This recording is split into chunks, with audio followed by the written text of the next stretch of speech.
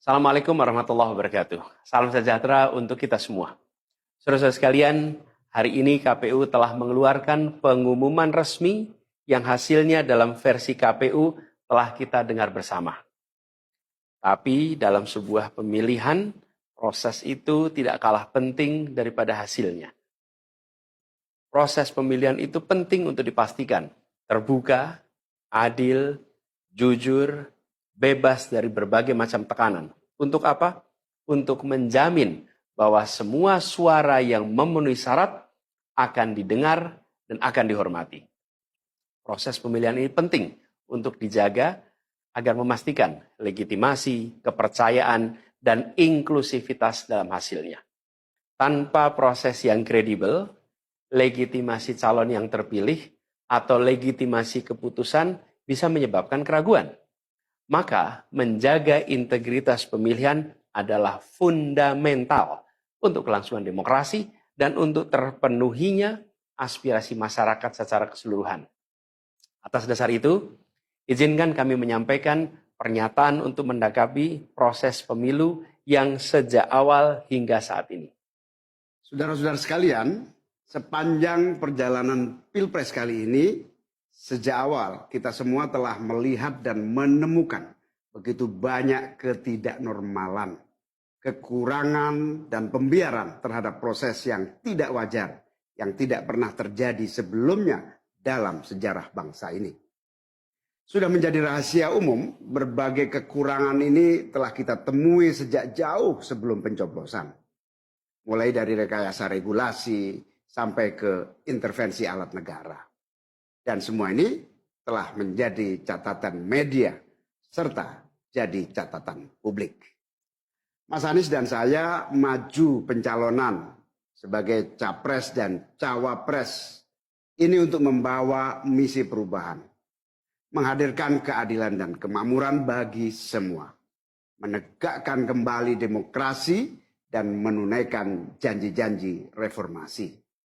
Dan berdasarkan catatan dari KPU tadi, ada puluhan juta orang yang menitipkan suara kepada kami berdua. Maka demi memperjuangkan suara mereka yang percaya pada perubahan dan tetap teguh hingga akhir, kami memutuskan meminta tim hukum Timnas Amin untuk maju ke Mahkamah Konstitusi dan menyampaikan kepada majelis hakim serta publik luas tentang berbagai kekurangan dan penyimpangan yang telah terjadi selama proses Pilpres kali ini. Terlalu banyak temuan-temuan tentang proses demokrasi yang tidak berintegritas ini yang telah dikumpulkan oleh tim hukum Timnas Amin. Semua ini nanti akan disampaikan oleh tim hukum kepada Mahkamah Konstitusi. Kami mempercayakan sepenuhnya proses ini kepada tim hukum yang dipimpin oleh Saudara Ari Yusuf Amir. Dan tentu dikawal dan didukung sepenuhnya oleh tim Amin di bawah kepemimpinan Kapten Muhammad Saugi. Kami menyerukan kepada seluruh relawan dan pendukung, mari kita dukung sepenuhnya tim hukum berjuang di jalan konstitusional yang telah tersedia secara sah. Dan kita semua akan terus menjaga etika demokrasi, menjaga suasana kedamaian dan persatuan.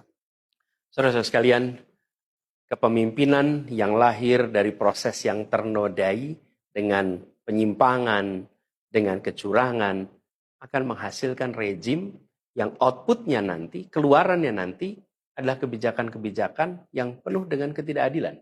Dan ini yang tidak ingin kita temui di Indonesia. Kita tidak ingin ini terjadi.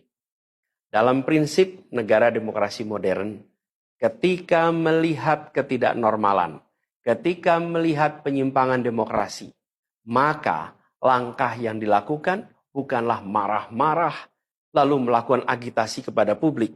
Tapi langkah yang dilakukan adalah mengumpulkan semua sinyalemen, semua bukti-bukti untuk kemudian nanti dibawa ke depan hakim, ke depan Mahkamah Konstitusi. Ini ciri pribadi, ciri organisasi, dan ciri negara yang modern, yang matang, yang beradab. Karena itu sejak awal kami katakan, kami tidak akan gegabah Walaupun kami merasakan sejak masa kampanye sampai pemilihan terlalu banyak ketidaknormalan, penyimpangan yang kami alami.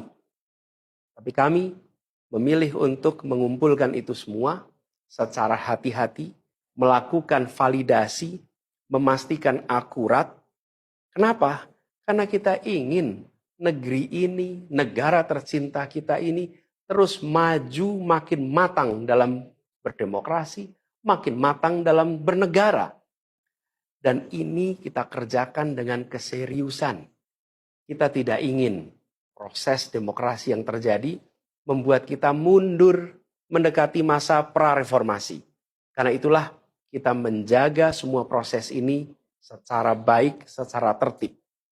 Walaupun itu semua kita lakukan, akan ada saja yang berusaha merendahkan usaha konstitusional ini. Ada saja yang nanti akan mendegradasi usaha konstitusional ini. Seakan ini adalah sikap penyangkalan dan tidak mau menerima kekalahan. Izinkan kami tegaskan di sini. Kami tidak ingin membiarkan penyimpangan atas demokrasi itu berlalu tak ditantang. Kami tidak ingin penyimpangan itu berlalu tanpa catatan. Kami tidak ingin ini menjadi presiden yang buruk bagi generasi-generasi yang akan datang. Biarlah cukup berhenti sampai di sini. Jangan ada pembiaran. Bila penyimpangan, pelanggaran dibiarkan, dia menjadi kebiasaan. Bila kebiasaan dibiarkan, dia menjadi budaya. Kita tidak ingin budaya demokrasi kita penuh dengan ketidaknormalan. Kita ingin mengembalikan demokrasi kita menjadi demokrasi yang penuh dengan kewarasan. Demokrasi yang mengedepankan adab. Ini yang harus kita kerjakan. Karena itulah kenapa kita memilih jalur ini.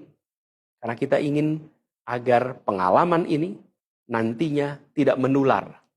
Tidak menular kemana? Ke pemilihan-pemilihan berikutnya. Baik pilpres, nanti akan ada ratusan pilkada, akan ada pileg tingkat 1, tingkat 2, yang tidak boleh mengalami yang pernah kita saksikan sama-sama. Walaupun kami sadar, kita ini dalam situasi yang tidak normal. Banyak yang menyampaikan kepada kami, bahwa kemungkinan untuk bisa mendapatkan keadilan itu, kemungkinannya amat kecil. Berbagai pihak mengatakan, ini lembaga-lembaga negara yang terkait penyelenggaraan pemilu, terkait penyelenggaraan sengketa, telah terkooptasi oleh oknum-oknum yang sudah terbukti melanggar etik. Bahkan ada yang ketuanya sudah melanggar kode etik berkali-kali, sudah diberikan sanksi berkali-kali, tapi tetap saja dibiarkan menjalankan perannya. Padahal perannya memiliki dampak pada kehidupan seluruh bangsa Indonesia dan perjalanan ke depan negara kita. Meskipun kita dengar itu semua, meskipun kita saksikan ketidaknormalan itu, tapi kami tetap memilih berada pada jalan dan jalur konstitusi. Kami berharap pertolongan Allah Subhanahu wa taala, pertolongan Tuhan yang Maha Kuasa. Semoga Allah bukakan, Allah teguhkan hati para hakim konstitusi itu untuk mereka bisa imparsial, untuk mereka memiliki keberanian, untuk mereka mengambil keputusan yang adil, keputusan yang benar, keputusan yang nantinya akan mereka pertanggungjawabkan di hadapan Tuhan yang Maha Kuasa. Keputusan yang akan mereka pertanggungjawabkan di hadapan sejarah perjalanan bangsa Indonesia, yang akan dipertanggungjawabkan di depan anak cucu mereka di kemudian hari. Ini adalah harapan kita, dan kami yakin insya Allah mereka akan bisa menjalankan apa yang menjadi harapan dari kita semua. Mari kita terus jalankan perjuangan ini dengan menjunjung tinggi etika, menjaga kedamaian dan persatuan. Kita dukung langkah tim hukum, dan kita biarkan segala temuan itu nantinya disampaikan dan menjadi rekam sejarah yang tercatat secara resmi dalam lembaran risalah-risalah Mahkamah Konstitusi Republik Indonesia. Ini biar menjadi catatan, biar catatan pengingat, catatan yang penting bagi perjalanan Republik ini, perjalanan bangsa ini di masa yang akan datang. Seperti saya katakan tadi, jangan sampai ini berulang lagi. Dan izinkan kami mengakhiri dengan menyampaikan terima kasih.